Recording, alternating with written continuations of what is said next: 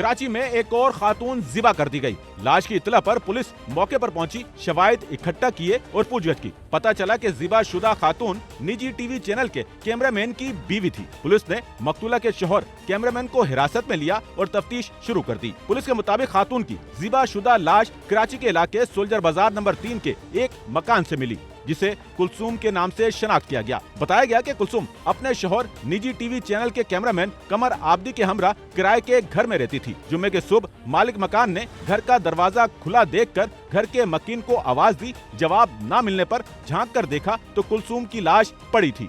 लाश की इत्तला पर पुलिस मौके पर पहुंची, जिसने क्राइम सीन यूनिट और फोरेंसिक टीम की मदद से शवाहिद इकट्ठा किए और पूछताछ की। पता चला कि कुलसूम का शौहर अपनी बीवी को रोजाना घर में बंद करके दरवाजे को बाहर से ताला लगाकर ड्यूटी पर जाता था। पहली बार दरवाजा खुला पाया गया। पुलिस की तफ्तीश और तहकीक के दौरान कुलसूम का शौहर निजी टीवी चैनल का कैमरामैन मौके पर पहुंचा तो पुलिस ने कैमरामैन कमर आबदी को हिरासत में लिया और तफ्तीश के लिए थाने मुंतकिल कर दिया। कैमरामैन अमीन के साथ नौमान रफीक, SNN कराची।